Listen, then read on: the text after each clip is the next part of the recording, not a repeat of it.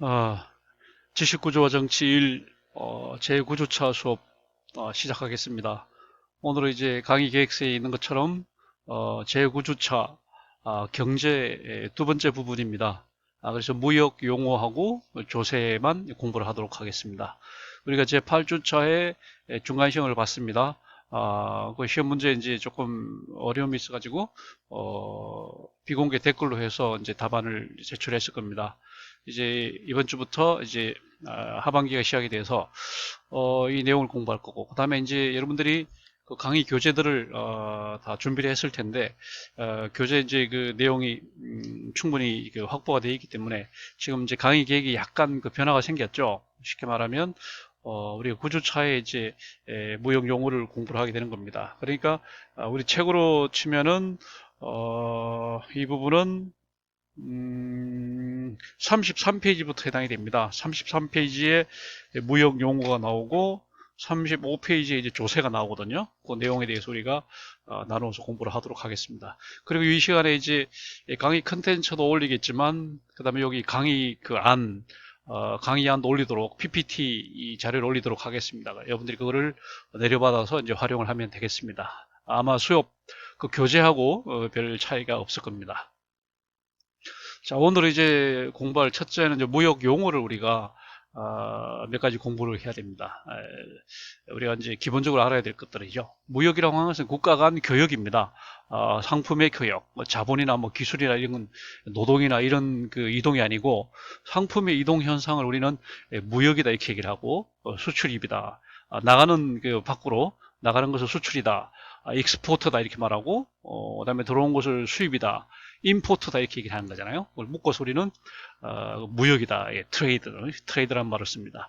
무역에서 쓰는 몇 가지 용어들을 우리가 살펴보고자 합니다.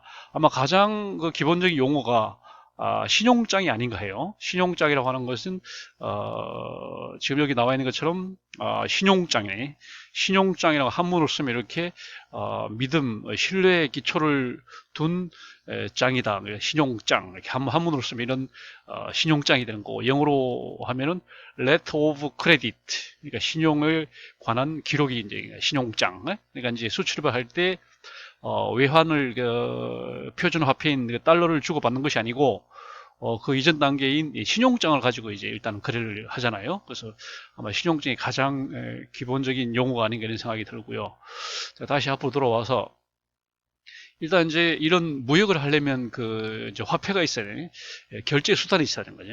가치 척도가 있어야 되고, 이게 이제 우리가 전에도 얘기했지만 중상주 시대 때는 금을 가지고 이제 금을 가지고 거래를 했잖아요. 그래서 그때 금본위 시대였다 이렇게 얘기를 하는데, 그래서 그 당시에 이제 부국과 빈국의 차이는 바로 이런 금을 얼마나 많이 가지느냐 그 차이였습니다. 그러나 이제 경쟁이 치열해지고 이제 하다 보니까 화폐로서의 금이 이제 모자라잖아요. 부족하다 보니까 은본위 시대로 넘어간 것이고, 거기서 이제 은을 이제 보관해주는 그런 금고업 같은 거, 요즘 말하면 뭐 금고업 같은 그런 게 필요해서 은을 보관해주는 그런 금고업의 일종으로 이제 등장했던 것이 은행이었던 거고, 그래서 우리는 뱅크란 말을 이제 우리말로 번역할 때는 은행이다 이런 말을 써요. 금행이라고 안 하고 은행이라고 하는 것은 은본위 시대 때, 왜냐하면 금은 워낙 귀해서 뭐 이런 금고업이라고 하는 게 필요도 없었죠. 그냥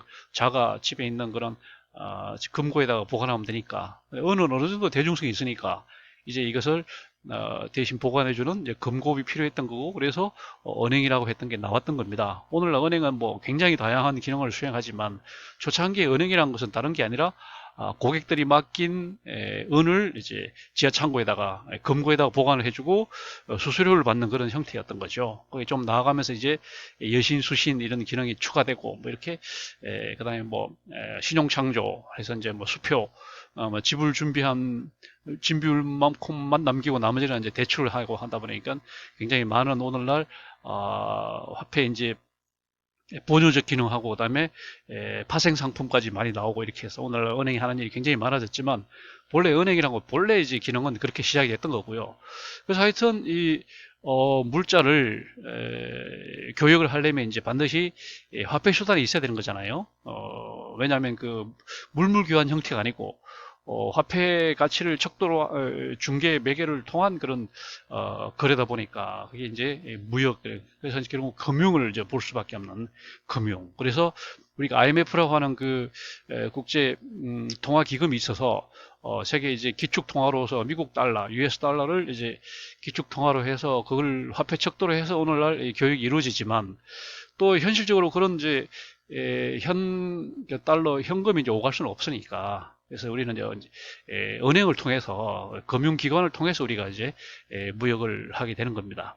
그래서 국제적인 금융이 되는 건데, 그래서 이거를 국제금융 또는 무역금융이라고 그러죠. 그러려면 이제 서로 거래하려면 은행을 이제 개설을 해야 됩니다. 주거래 은행을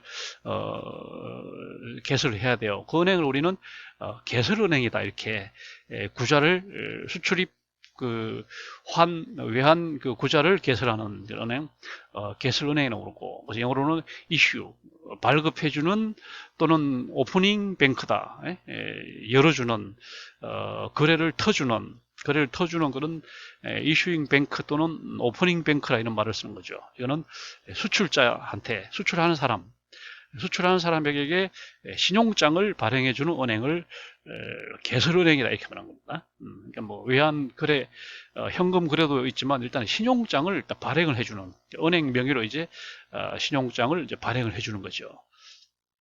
그러한 그 은행을 개설하는 사람을 이제 개설 의뢰인이다, 이렇게 신용장 개설을 의뢰하는 수출자를 우리는 의뢰인이다, 이렇게 사문으로 하면 의존하고 신뢰하는 사람, 의뢰인, 영어로 하면 어플리컨트다, 어플라이하는 어플리컨트다, 이렇게 있네. 그 은행을 우리는 또 이제 결제은행이다 또는 상환은행이다 이런 얘기를 하는, 결제은행, 결제라는 말은 지금 한문으로 쓰면 해결하고 뭐 완결시켜주는 은행, 결제은행. 제자가 이제 저희죠, 저희. 자의가 아니고 저희, 결제은행을 영어로 하면 세틀링 뱅크다, 해결해주는, 세틀이라는 말이 이제 해결, 문제를 해결해주는 그런 은행, 그래서 결제은행입니다. 그래서 우리가 세계 결제은행이 있죠. 인터내셔널 뱅크 오브 세틀먼트라고 하는 세계 결제은행이 있어갖고, 그 결제은행은 이제 각국에 대해서 지급 준비율을 이제 강제하는 그런 기능을 하는 IBS가 있어요. 인터내셔널 뱅크 오브 세틀먼트라고 하는 국제 결제은행이 있었습니다. 아마 우리가 지난주에 제 7주차에 공부를 했을 거예요. 그 결제은행은 이제 각 나라마다 이제 처한 여건이 다르긴 하지만 각국 사정에 맞게끔 지불 준비율을 정해놓고, 그 지불 준비율을 너무 낮추지 않도록, 다시 말해 은행이 부실해지지 않도록 감시하고 뭐 공고하고 하는 것이 국제 결제은행인데, 여기서는 그게 아니고 수출입 대금을 이제 결제해주는 은행 또는 상환한다, 되돌려 갚는다, 상환, 리임버스먼트라, 이거는 수출입 대금을 처리해주는 제3국의 은행을 결제은행이다, 이렇게 하는 거죠.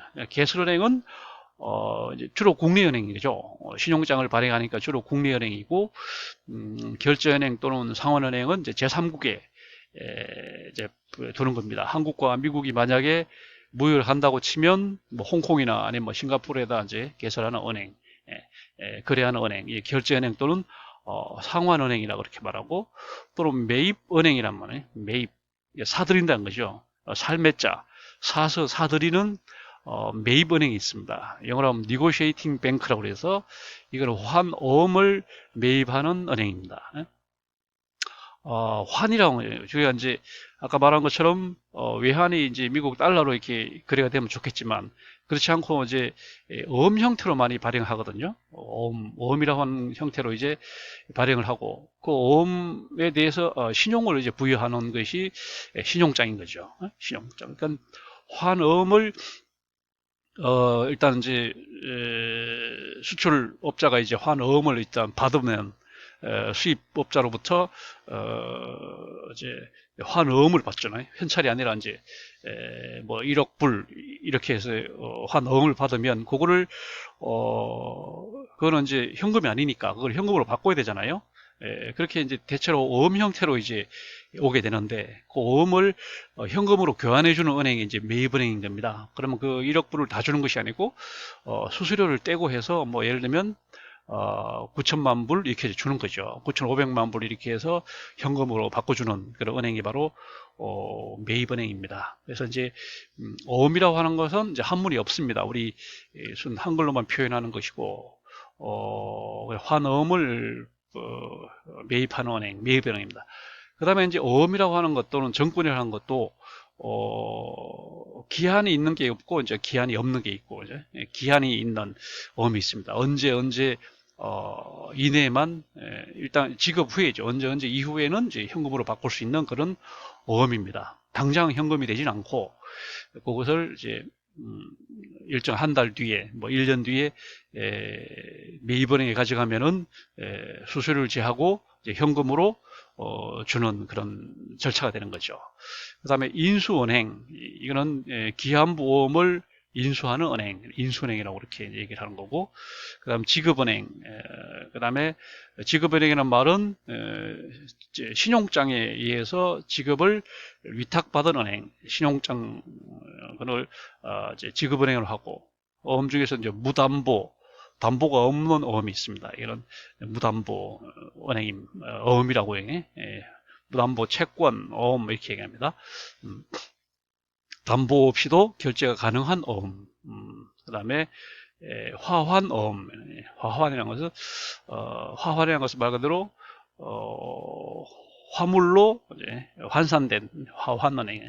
그러니까 이거는 이제 화물의 그러니까 다큐멘터리 빌 식으로 화환어라는 거죠.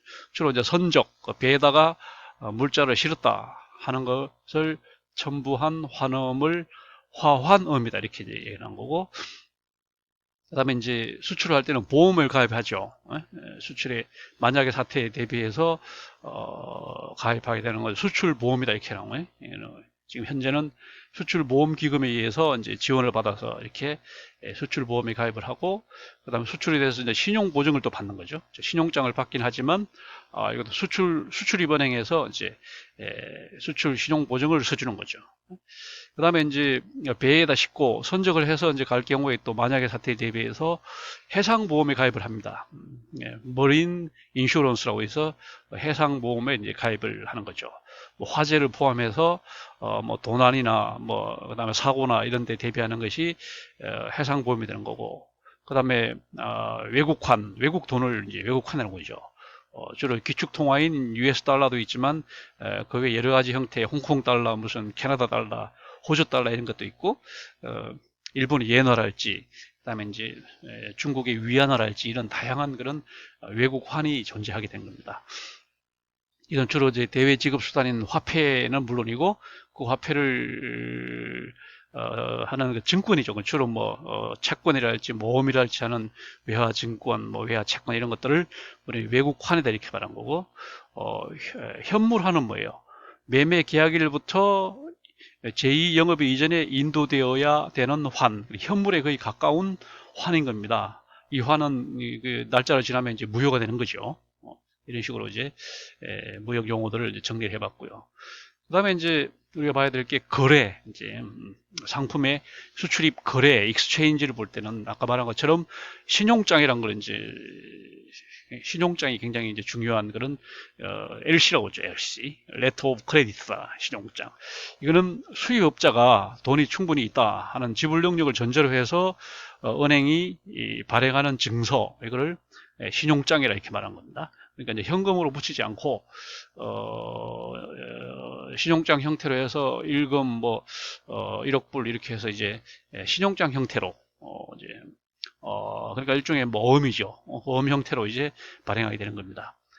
매입 신용장, 그다음에 뭐 취소 가능 신용장 이런 것들이 있는데, 매입 신용장은 니고시에이션 크레딧 이렇게 해서 어음을 발행한 사람 이유에 대해서 지급을 확약한 확실히 약속한 신용장을 매입 신용장이다. 국내 신용장, 국내에서만 활용할 수 있는 신용장, 취소 가능한 신용장, 그 다음 취소 불가능한 신용장, 리보크블한 신용장이 있고 신용 취소를 할 수 없는 이 리보커블 앞에 IR을 붙여서 이 리보커블한 또 신용장이 있다.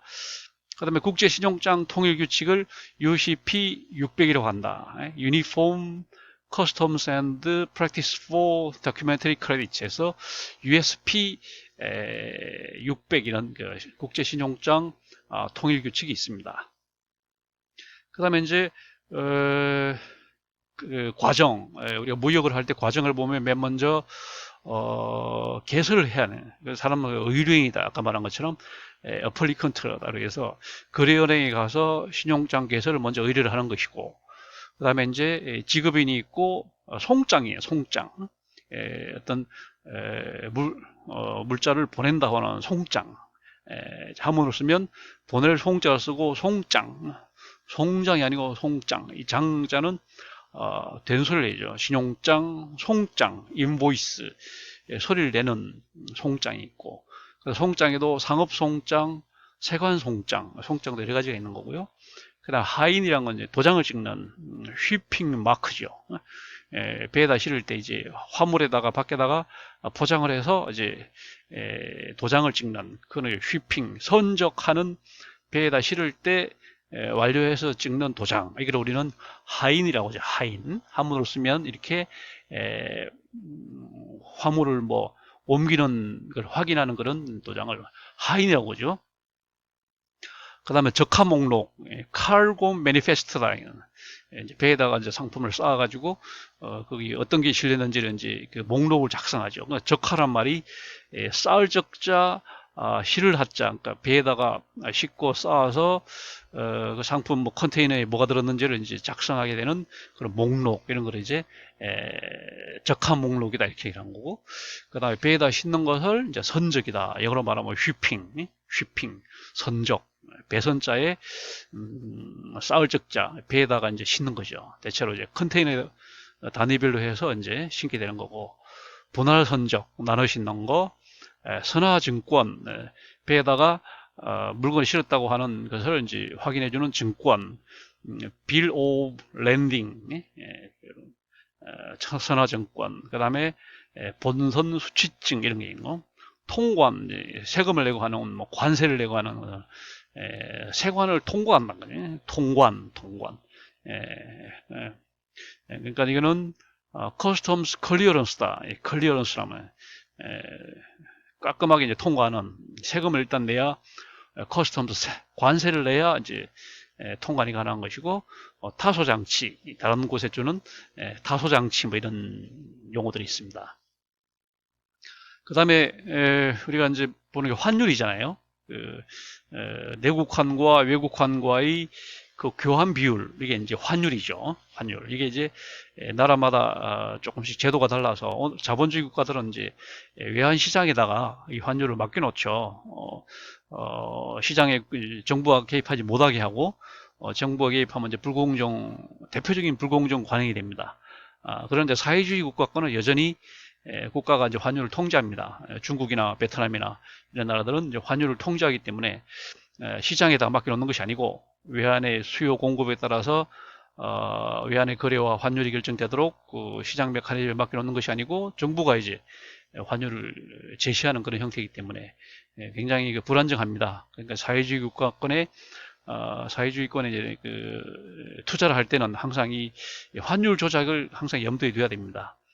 중국의 이제 환 차이를 보고 중국에다가 이제 투자를 하는 사람들이 갑자기 이제 중국 공산당에서 환율을 조작해버림으로써 완전히 그냥 엄청난 피해를 보게 되는 그런 경우가 많습니다. 베트남도 마찬가지고, 인도네시아도 이제 사회주의 국가니까 환율 시장에 맡겨놓지 않거든요. 반면에 필리핀이나 태국은 이제 자본주의니까 그래도 우리가 믿을 만한 그런 신뢰가 있는 겁니다. 그 다음에 이제 환율 중에서도 시장 평균 환율을 이제 우리가 보는 것이고, 그 다음에 헤징이라고 하는 게 단기 자본들 헤징이라고 하는 게 있고, 중개, 이를 이어주는, 한문으로 쓰면 이렇게 이어준다는 거예요. 멀천다이징 무역, 이어주는 무역, 중개, 이거는 인터미디어리, 그러니까 연결시켜주는, 중개와 중개는 좀 다른 거죠. 무역이 있습니다. 재정거래, 이게 뭘 재정거래라고 하냐? 알비트레이즈라고 이렇게 말하는 재정거래란 말은 이제 차익을 노리는 거죠. 쉽게 말하면 상품이나 환을 싼 시장에서 구매해서 비싼 시장에 내다 팔므로써 차익을 얻는 거래를 재정거래다 이렇게 얘기를 하는 거죠. 환율을 이용해서 이런 게 가능한 겁니다. 그 다음에 원산지 증명, 뭐 이건 하는 거고, 신용조사, 수출입 신고 필증, 무역업, 무역대리업, 뭐 구상무역, 이런 국제적 한계 뭐 이런 것들이 있습니다. 이 정도 이제 무역 용어를 우리가 보고요. 그 다음에 우리가 봐야 될 것이 이제 조세입니다. 조세. 자, 조세는 이제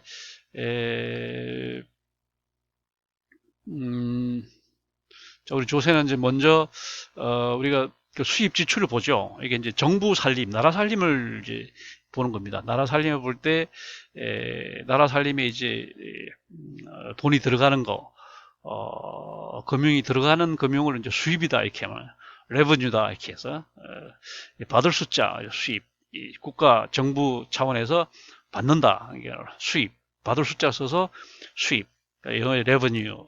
지출, 요거는 이제 정부 입장에서 돈이 나가는, 금융이 나가는 이런 것을 지출이다, 익스펜디처다, 이렇게 말하는 1년 동안의 수입을 세입이라고 해요. 세입.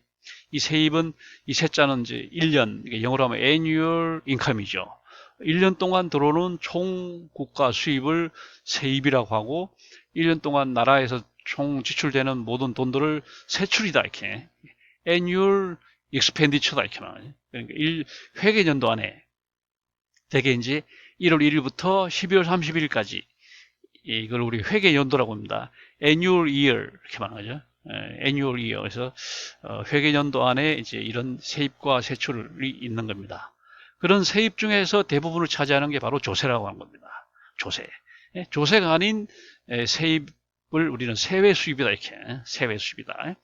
그래서 조세라고 하는 건 이제 우리가 말하는 세금, 조세라고 하는 이제 한문으로 볼 때는 이제 앞에 벼화자가 들었기 때문에 옛날에는 이제 우리 아시아권에서는 이제 세금이 주로 곡물 형태로 들어갔으니까 조세는 이렇게 조세 한문에 이제 벼화자가 들어가는 거죠.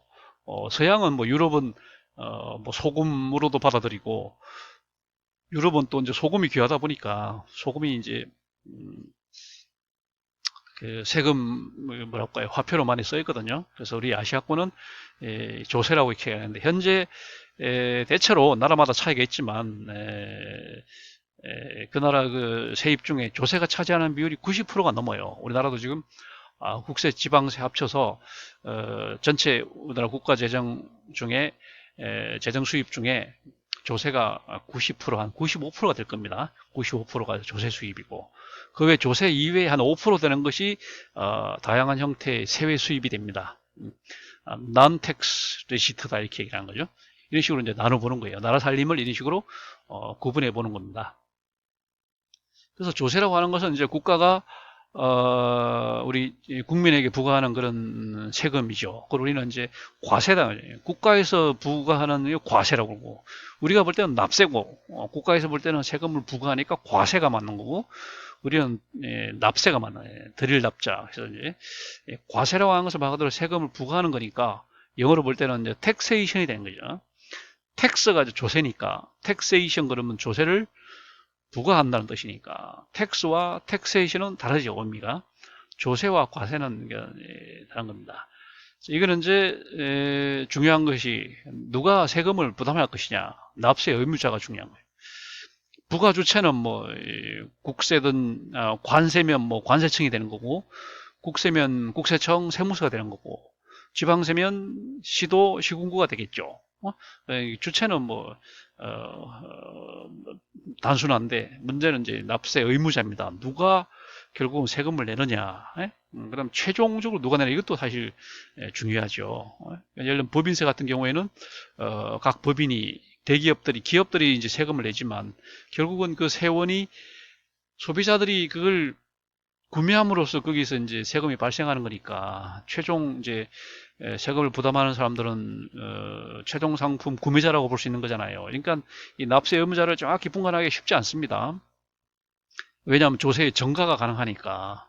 조세가 전가가 가능해서 본인이 그냥 꼼짝없이 본인이 그냥 세금을 내는 경우도 있지만, 기업들은 일단 세금을 낸 다음에 그 세금을 최종 소비자한테 이제 전가시키거나 이런 식으로 이제 전가할 수 있는 전가 메커니즘이 있어서 납세 의무자를 식별해 내는 게 쉽지 않습니다. 그리고 납세의 근거도 그렇습니다. 왜 세금을 매기냐, 이런 나중에 뒤에 가면 나오지만, 대가 없이 그냥 세금을 매기는 것이느냐, 아니면 대가가 있냐, 뭐 이런, 우리가 세금을 내면 우리한테 뭔가 돌아오는 게 있느냐, 뭐 이런, 지금 이번에 지금 코로나로 인한 재난지원금 같은 경우에 이제 그런 경우인데, 우리가 세금을 냈기 때문에 이제 재난지원금을 받을 수 있는 그런 거죠. 그러니까 그 다음에 과세의 대상, 뭐에 대해서 이제 대상을 하느냐, 소득에 대해서 하느냐, 아니면 재산에 대해서 하느냐, 아니면 소비에 대해서 하느냐, 이런 크게 나누면 세 가지인데, 그래서 어디에다 그럼 대상도 이제 봐야 되고, 그 다음에 과세 표준은 뭐냐, 그냥 단순 금액이냐, 아니면 순이익이냐, 뭐 이런 것도 쉽지 않습니다. 그 다음에 뭐 양에다가 종량제냐, 종가제냐, 양에다가 부과하느냐, 아니면 가격에다가 부과하느냐, 뭐 이런 표준도. 세율도 그렇습니다. 세율이 이제 단일 세율이냐, 아니면 누진 세율이냐, 뭐 이런 또 세율 문제도 있고, 이렇게 이런 것들이 과세 사실 중요한 것들이고, 우리가 뭐 소득과세나 법인과세 같은 것은 다 이제 누진세를 적용을 합니다. 그래서 빈부격차를 좀 완화시키고자 누진세를 적용하는데, 여전히 우리가 소비과세들 있잖아요. 예를 들면 뭐 부가가치세랄지, 그다음에 개별 소비세랄지 뭐 이런 것들은 단일세를 적용합니다. 그래서 간접세죠. 그래서 이제 사실 직접세와 간접세에 또 간접세가 갖는 또 강점이 있기 때문에 간접세가 반드시 나쁜 것만 아니고, 그래서 그런 네 가지가 이제 중요한 요소가 되는 거고, 그래야 그 다음에 이제 중요한 건 조세를 구분하는 겁니다. 조세를 구분하는 기준들이 워낙이 많습니다. 먼저 가장 기본적인 게 부가 주체에 따라서 나누는 거죠. 주체별로 누가 세금을 부과하냐에 따라서 일단 내국세와 관세를 나눕니다. 내국세는 한 나라 내 안에서 이제 부과하는 세금, 국가가 부과하는 거죠. 내국세. 관세는 통관할 때, 세관을 통관할 때 주로 수입, 수출은 매기지 않습니다. 수입에 대해서만 부과하는 것이 관세입니다. 수출에 대해서는 당연히 관세가 면제고, 그다음에 오히려 장려금, 지원금까지 붙여서 이제 수출을 국가에서 독려를 하죠. 반면에 수입에 대해서는 최대한 수입을 억제하면서 부득이하게 이제 수입을 하는 경우에 대해서는 관세를 무겁게 관세를 매김으로써 이제 그래서 우리는 이런 것을 중상주의다 이렇게 얘기를 했습니다. 수출에 대해서는 지원 장려를 하고 수입에 대해서는 억제를 하고 관세를 붙이고 이렇게 하는 것을 우리는 전형적인 중상주의적인 그런 성격이 바로 그겁니다. 그 다음에 또 이제 국세, 지방세가 나누어서 국세는 중앙정부가 부과하는 세금입니다. 주로 이제 소득 과세입니다. 주로 소득에다가 부과하는 것이 국세고, 지방세는 이제 각급 그 지방정부, 지방자치단체가 이제 부과하는 세금입니다. 요거는 이제 주로 재산과세입니다. 재산은 해마다 변동폭이 크니까 재산은 이제 각 지방에서 그때그때 부과하기 편하라고 이제 대체로 재산과세는 지방세로 많이 합니다. 미국도 마찬가지예요. 유럽도 선진국도 주로 소득과세는 중앙정부에서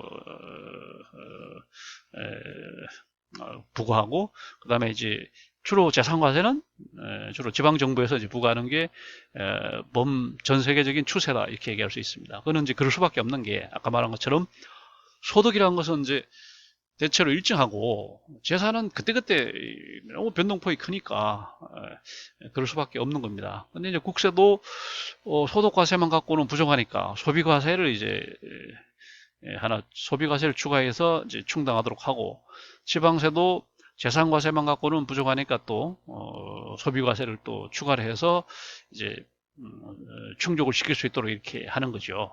그래서 이제 국세는 현재 중앙정부에서 국세청이라고 하는, 그다음에 이제 각 그 시도별로 시도국세청이라고 하는 그 다음에 시군구별로 세무서라고 하는, 그래서 그러니까 국세청과 지방국세청과 세무서에서 부과하는 게 국세고, 지방세는 시도와 그 다음에 시군구에서, 그 다음에 서울시와 그 다음에 각 시도, 그 다음에 각 시군구에서 부과하는 것이 지방세가 되는 겁니다. 이것도 사실 이런 식으로 구분을 하는 거고요. 그 다음에 부과 대상에 대해서도 아까 위에 대상이 있었잖아요. 사람한테 부과하는 세금이 있습니다. 이것을 우리는 인세다. 사람 인자서 인세. 그 다음에 물건에 대해서 부과하는 세금을 물세다. 물세다. 이렇게 한문으로 이렇게 쓰는 겁니다. 인세의 대표적인 게 뭡니까? 주민세입니다. 주민세, 면허세, 인지세, 뭐 이런 것들이 이제 사람한테 부과하는 거거든요. 주민세는 예를 들면 세대주한테 가족 수에 관계없이 세대주한테 1년에 뭐 2번 만 원씩 내라 이렇게 하는 게 대표적인 인세입니다. 주민세. 그 다음에 면허세도 이제 매번 운전을 할 때 매일매일 그 허가를 받아야 되는 게 아니고 그 허가를 면제해 줄게. 그 대신 세금을 내라 하는 거는 면허세 이런 식으로 이런 게 대표적인 이제 인세고, 대부분은 물세입니다. 소득이 발생했으니까, 재산이 있으니까, 소비를 했으니까 이건 뭐 다 물세입니다. 인세는 적어요. 그리고 선진국일수록 인세 비중은 낮고, 그리고 옛날에는 인세가 주종이었습니다. 우리나라 조선시대 때, 고려시대 때 보면 다 인두세라는 게 있었잖아요. 유럽에도 인두세라는 게 있어갖고, 이게 이제 그 평민들, 노예들을 정말 살기 힘들게 했던 것이 그 당시 인두세였잖아요. 우리가 알다시피 조선시대 때 대동법, 이런 것들이 밀란들이 주로 세금에서 이제 밀란들이 많이 났거든요. 그 세금의 내용도 보면 주로 그 인두세였어요. 인두세가 잘 과다하게 이제 부과가 되고, 그게 이제 누적이 되고 하다 보니까 사람들이 반란을 일으키고 이런 식의 된 거죠. 그 다음에 이제 옛날에 그 정근대적인 과세는 신분과세입니다. 그래서 신분별로 이제 인세가 많았고 인도세 같은 이런 것들을 주로 이제 주종을 이루다가, 아마 이제 근대로 와서 이제 부르주아 시대가 되면서 재산과세가 위주가 됐습니다. 재산 가진 사람은 세금 많이 내야 된다 이런 식으로. 근데 이제 재산을 가진 사람 중에도 또 소득을 내는 사람, 재산이 많다고 다 세금을 똑같이 매기는 건 곤란하다는 겁니다. 어떤 사람은 재산을 가지고 잘 활용해서 소득을 창출하는 사람도 있고, 어떤 사람은 그냥 활용하지 못하는 사람이 있습니다. 그래서 재산만 갖고 과세하기에는 좀 불합리한 점이 많다. 그래서 소득이 나는 경우만 세금을 내라. 소득이 안 내면, 소득이 발생하지 않으면 세금을 내지 마라. 이렇게 해갖고 이제 좀 더 진화된 형태가 소득과세가 된 겁니다. 그래서 아마 조세 저항이 제일 큰 게 재산과세입니다. 재산과세. 이거는 나는 재산은 많지만 압구정동에 내가 재산이 엄청난 아파트에 내가 지금 시세는 40억이지만 거기다 세금을 이렇게 왜 이렇게 많이 매기냐. 나는 거기 살고 있을 뿐이고, 거기서 내가 어떤 소득이 발생하는 것도 아니고 그냥 집값이 40억일 뿐인데 왜 이렇게 세금을 많이 매기냐. 당연히 조세 저항이 나오죠. 그래서 이제 이런 조세 저항 문제를 해소하고자 이제 소득과세가 나왔던 거고, 소득을 내는 경우만, 예를 들면 강남에 있어 아파트에 사는 사람은 세금 그럼 내지 말고, 빌딩을 가지고 40억짜리 빌딩 갖고 금융 소득을 얻는 사람들만 세금을 내라. 그래서 나온 것이 이제 소득과세였고, 소득과세도 이제 주로 이제 주종이 되는 것은 금융 소득이나 자산 소득이나 이런 게 아니고 주로 근로소득이잖아요. 근로소득과세로 왔던 거고. 그다음에 이제 소득을 내는 사람 중에도 어떤 사람은 강제 저축만 하는 사람이 있고, 어떤 사람은 이제 펑펑 쓰는 사람이 있잖아요. 소비를 하는 사람이 있단 말이에요.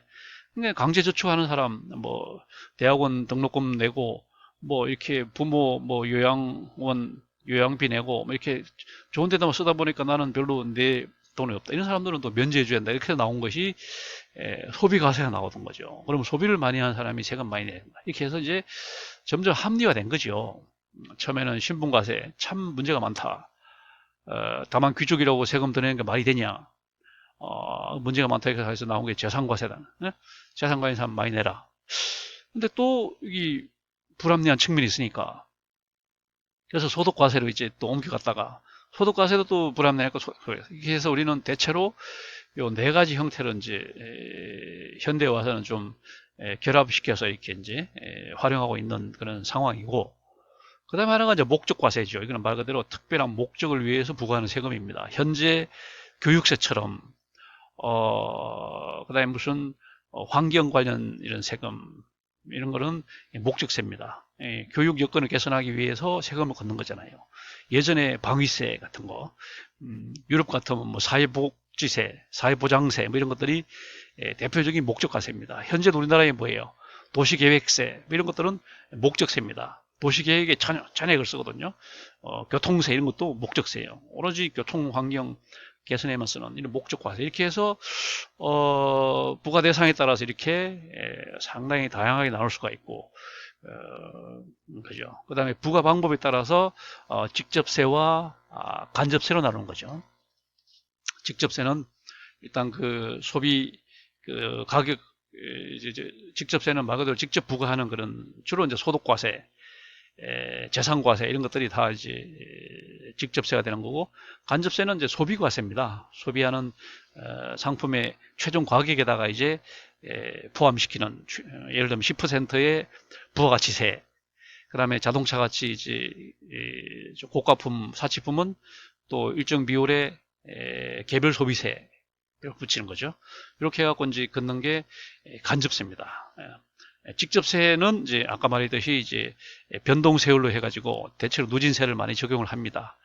많이 버는 사람이, 많은 재산을 가진 사람이 세율도 더 많이 적용을 받도록 이렇게 해서 누진세 제도로 이제 운영을 하고, 반면에 이제 그 간접세는 누진세를 적용하기 힘드니까, 그래서 간접세가 사실 빈부격차를 굉장히 이제 늘리는, 악화시키는 그런 이제 요인이 되고 있지만, 또 간접세는 조세 저항이 적은 또 그 장점이 있습니다. 차를 살 때 이 차가 뭐 2천만 원이다 그러면 그 중에 세금이 얼마인지 정확히 잘 모르고, 휘발유를 넣을 때도 우리가 1리터에 뭐 1,200원 그러면 얼마가 세금인지 정확히 모르잖아요. 그러니까 간접세는 조세 저항을 예방할 수 있다는 장점이 있고, 그 다음에 이제 단기적으로 굉장히 많은 그 세금 수입, 세수를 달성할 수 있다는 또 장점이 있기 때문에 이 간접세를 또 무시하지 못하는 겁니다. 그래서 선진국에서는 간접세를 많이 활용을 하면서도, 선진국에서는 이제 환급 제도를 둬서 가난한 사람들은 다시 간접세를 돌려주는 그런 제도가 잘 되어 있습니다. 간접세가 굉장히 불평등하지만 환급 제도를 통해서 그 불평등을 완화하는 그런 식으로 가는 거죠. 우리나라는 이제 아직 그걸 못하고 있는데, 우리나라도 앞으로는 지금도 간접세 비중이 굉장히 높은 편이고, 우리나라가 그러면 그거를 간접세를 환급하는 그 제도를 빨리 만들어서 연말정산으로 해갖고 그 소득세를 환급하는, 그거 말고 플러스 간접세를 환급하는 그런 식으로 가야 될 겁니다. 그래서 직접세라고 다 나쁜 것도 아니고 다 좋은 것도 아니고 간접세라고 다 나쁜 것도 아닙니다. 이거를 어떻게 운용을 하느냐, 여기에 이제 정부의 어떤 기본적인 방침이 이제 있어야 되는 거죠. 네, 그렇습니다. 그다음에 하나가 이제 과세 표준, 아까 얘기한 것처럼 어디에다가 부과할까, 가격에다 부과를 할까, 휘발유 가격이 뭐 얼마면 거기다가 부과를 할까, 아니면 종량세 1리터 이렇게 무게에다가 그러면 부과를 할까, 가격에다 부과를 할까, 아니면 그 1리터에다 이런 이제 종가세 또는 종량세 이렇게 이제 말하는 거고, 그 다음에 목적 여부에 따라서 그냥 일반적으로 걷어들이는 세금을 보통세라고 그러고, 특별한 목적을 가지고 뭐 교육세랄지 교통세랄지 이렇게 특별한 목적을 가지고 있는 것을 목적세라고 한다. 그 다음에 부가 성격에 따라서 이익을 얻었으니까 세금을 내라, 이것은 이제 이익세라고 합니다. 이익세. 그러니까 소득, 법인세, 소득세, 법인세 이런 것들은 네가 돈을 벌었으니까 돈을 세금을 내라. 소비과세 같은 거, 네가 소비를 했으니까, 술을 마셨으니까, 담배를 피웠으니까 기분이 좋으니까 세금을 내라. 그런 게 이제 이익세입니다. 대부분이 아마 이익세 범죄 들어갈 겁니다. 이익세를 이제 한문으로 말해서 응익세다. 응익세다. 이익에 부응해서 내는 세금이다.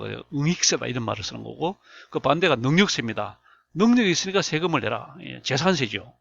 재산세. 이게 이제 너는 능력이 있으니까 좋은 집에, 좋은 아파트에, 비싼 아파트 사니까 세금을 내라. 그걸로 이익을 본 건 없어요. 그렇지만 능력이 있으니까 세금을 내라는 것이죠. 이걸 우리는 응능세다. 능력에 부응한 세금이다. 응능세다는 거죠. 그러니까 우리는 응익세와 응능세가 있다 이렇게 이제 나눠볼 수 있고, 그 다음에 하나가 이제 아까 말한 것처럼 목적세라고 하는 게 있고, 그 다음에 이제 그 주세와 종세가 있어요. 우리가 이제 본래 이중과세를 하면 안 되는 거예요. 우리가 형사법상의 이중처벌 금지, 가중처벌 금지, 그 다음에 뭐 이중과세 금지, 세금도 두 번 매기면 안 되고, 그 다음에 뭐 일사부재리, 한 번 부결한 걸 다시 올리면 안 되고, 이런 것들이 있는데, 세금도 마찬가지예요. 이중과세는 원칙적으로 금지, 원칙적으로 금지인데 오늘날 그게 아닙니다. 주가 되는 주세가 있고 거기다가 한 번 더 붙이는 종세. 이걸 가지고 이제 사람들이 이거 이중과세다 이렇게 해갖고 헌법 소원을 많이 제기해요. 헌법 소원. 대표적인 게 재산세를 매기면서 왜 종합부동산세 또 매기냐? 재산세와 종부세를 왜 매기냐? 그냥 우리가 아는 그 공시지가 9억 이상인 주택에 대해서는 6억 이상인 주택에 대해서는 우리가 재산세를 1년에 2번 내고 플러스 종합부동산세를 한 번 더 내도 돼 있습니다. 이게 이제 자 그럼 이게 이중과세 아니냐 이렇게 해갖고 사람들이 헌법재판소에 소송을 제기했는데 어떻게 나왔습니까? 이중과세 아니다. 재산세는 주세고 그 다음에 종합부동산세는 종세다. 그러니까 주세와 종세지 이거는 이중과세가 아니다. 이렇게 이제 판결이 나와서 이제는 다들 종부세를 내고 있는 것이죠. 이런 것들이 많습니다. 예를 들면 뭐 소득세를 우리가 내면 거기 지방소득세를 또 10%를 냅니다. 내가 이달에 일반 소득세를 내가 30만 원 냈다. 그러면 3만 원이라고 하는 지방소득세가 부과되었고 33만 원을 내요. 그러면 일반 소득세는 주세가 되는 거고 지방소득세는 종세가 돼 갖고 그죠? 그다음 교육세도 그래요. 교육세도 거기다가 또 내가 30만 원 내면 또 거기에 대해서 또 3만 원을 또 내라. 그래서 교육세도 또 이렇게 종세로 이렇게 부과가 되고요. 지금 뭐 예를 들면 건강보험료 그렇잖아요. 우리가 일반적으로 내는 국민건강보험료가 1년 한 달에 예를 들면 뭐 20만 원 냈다. 그러면 이제 거기다가 뭘 덧붙입니까? 노인장기요양보험료를 또 붙여요. 거기다가 뭐 20%인가 붙여갖고 4만 원. 그래서 24만 원을 내라 이렇게 되는 거죠. 이런 식으로 이제 주세가 있고 종세가 있고 이런 식으로 같이 가는 거고. 그다음에 부과 기한에 따라서 이제 항구세가 있고 한시세가 있습니다. 항구세는 영원히 가는 세금이에요. 소득세, 법인세처럼. 한시세는 이제 말 그대로 시한을 정해놓은 세금입니다. 옛날에 교육세, 지금 현재 뭐 옛날에 방위세 하다가 폐지됐잖아요. 지금 교육세, 예를 들면 교통세 이런 대체로 목적세가 대체로 한시세입니다. 어떤 목적이 달성되면 자연스럽게 이제 해체되는 그런 한시세라고 이렇게 얘기합니다. 이렇게 이제 얘기를 하고요. 그 다음에 우리가 볼 게 조세 이제 종류입니다. 이제 크게 나누면 이제 관세가 있다고 그랬잖아요. 관세가 있고. 그건 이제 관세청이서 부과하는 거고, 관세청과 그 다음에 각 지방 세관에서 관세청과 지방관세청과 각 세관에서 징수하는 게 관세입니다. 반면에 이제 국세청과 지방국세청과 세무세에서 부과하는 게 국세고, 그 다음에 각 시도와 시군구에서 부과하는 세금이 지방세입니다. 그래서 국세는 현재 13개 세목이 있습니다. 13개 세목이 있고 지방세는 11개 세목이 있습니다. 그래서 국세목은 총 13개 세목이지만 각 세마다 법이 있습니다. 소득세법, 법인세법 이렇게 다 법이 따로 있습니다. 그다음 상속정의는 묶었어요. 상속정의세법 이렇게 법을 하나로 묶었습니다. 그다음에 부가치세법, 개별소비세법, 주세법, 인지세법, 정권거래세법, 교육세법, 그 다음에 묶었어요. 교통, 에너지, 환경세법, 농어촌 특별세법, 종합부동산세법 이렇게 해서 세목은 13개, 법은 10개 이런 식으로 되어 있어요. 반면에 지방세는 세목은 11개지만 그냥 법은 하나입니다. 지방세법 하나에 들어가 보면 이게 다 있어요. 지방세법. 그러니까 국세와 지방세를 구분하는 건 아주 쉽습니다. 국세는 개별적인 세목마다 법이 따로 있다는 거.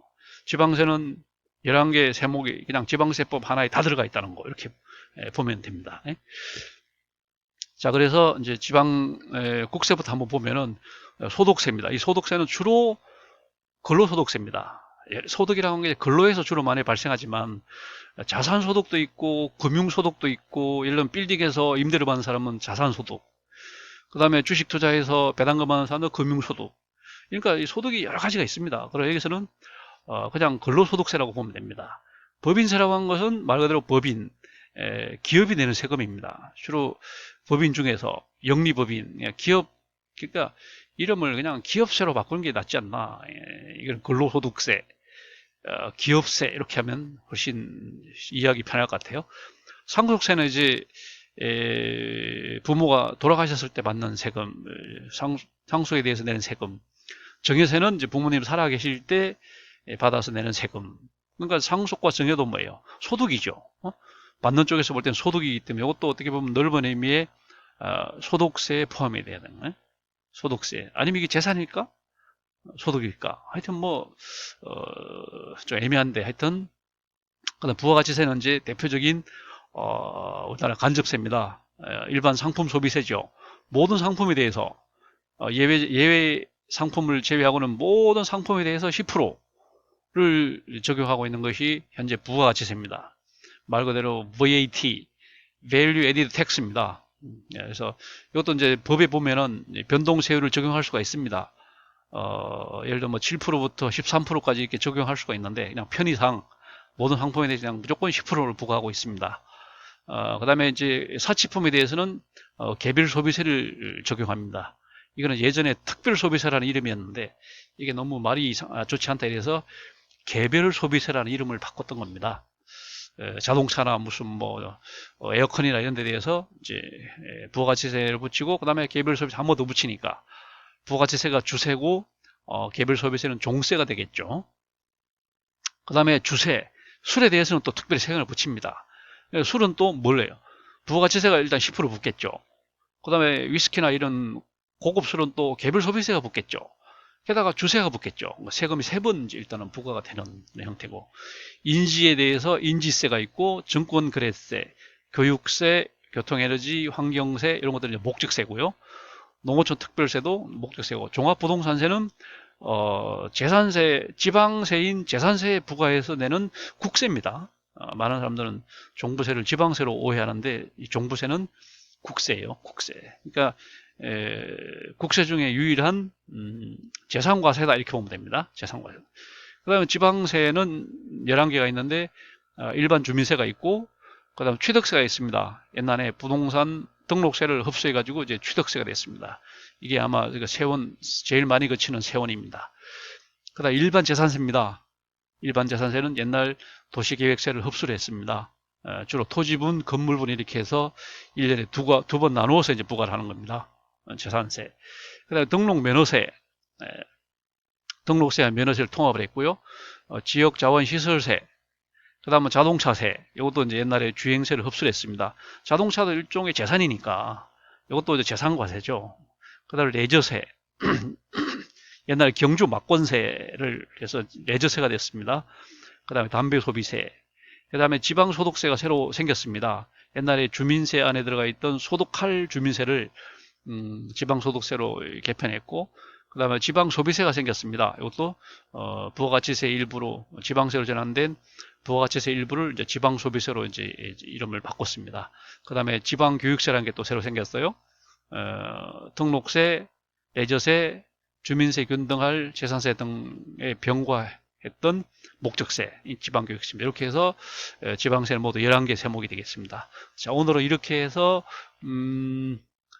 사회과학 경제편에서 무역 관련된 용어들하고 조세에 대해서 공부를 했습니다. 오늘 수업은 여기서 마치겠습니다.